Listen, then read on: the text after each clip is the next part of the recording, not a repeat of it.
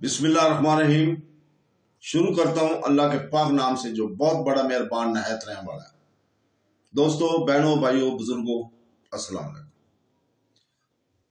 دوستو، آج کی اس سلسلہ وار قسط میں ہم آپ کو محب اللہ الہ آبادی کی سوانح حیات اور ان کے مزار کی تاریخ کو بیان کریں گے۔ دوستو، محب اللہ الہ آبادی یا محب اللہ الہ آبادی ایک صوفی اسکالر تھے جو مغل بادشاہ شاہ جہاں کے دور میں شمالی ہندوستان کے الہ آباد میں سرگرم تھے۔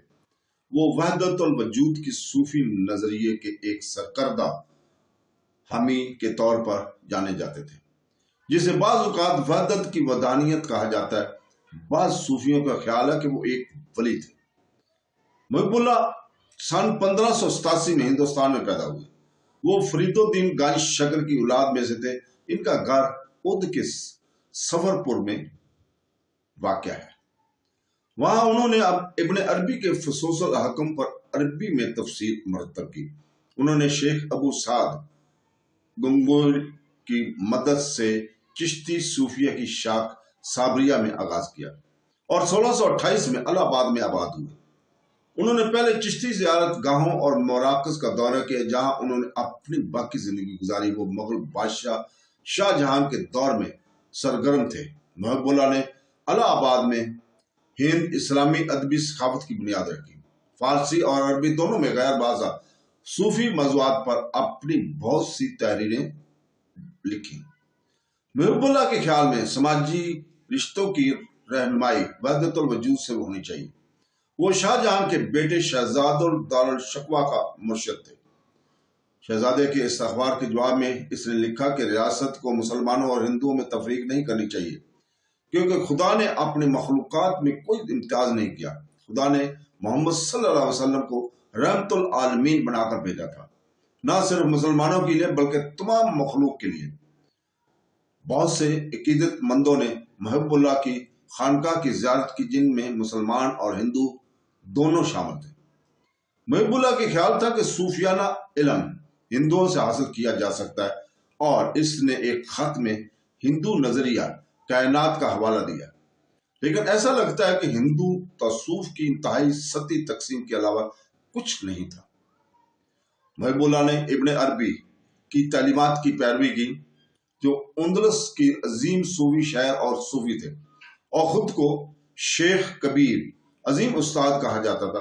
ابن عربی نے توحید وحدت الوجود کے عقیدہ کی سب سے زیادہ ترقی یافتہ تشکیل دی تھی، جو ایک بنیادی صوفیانہ نظریہ ہے۔ نظریے کی صوفی تشریح میں خدا کا چہرہ پر جگہ نظر آتا ہے، لیکن اس کا یہ مطلب نہیں کہ جو کچھ موجود ہے وہ وحدت الہی کا ایک پہلو ہے۔ محب اللہ الہ آبادی نے توحید وجودی نظریے کی بھرپور حمایت کی، اور عقیدہ کی گہرائی کی وجہ سے انہیں ابن عربی ثانی کہا گیا۔ محب اللہ نے کئی کتابیں لکھی جن میں خاص طور پر تصفیہ ہے، جس میں اس نے عقیدہ کا بھرپور دفاع کیا ہے۔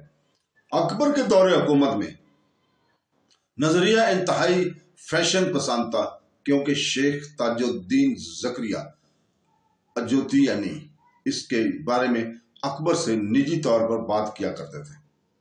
محب اللہ کا خیال تھا کہ ابن عربی کے کاموں کی لفظی یا ما بعدنی تشریح نہیں کی جاتی، اور ابن عربی کے ناقدین جیسا کہ شیخ اللہ الدولہ اور میر سید محمد گیسور دراز کا زیادہ احترام ان مفسرین کے مقابلے میں ہے جو ابن عربی کے کام پر صرف تنقید کرتے ہیں۔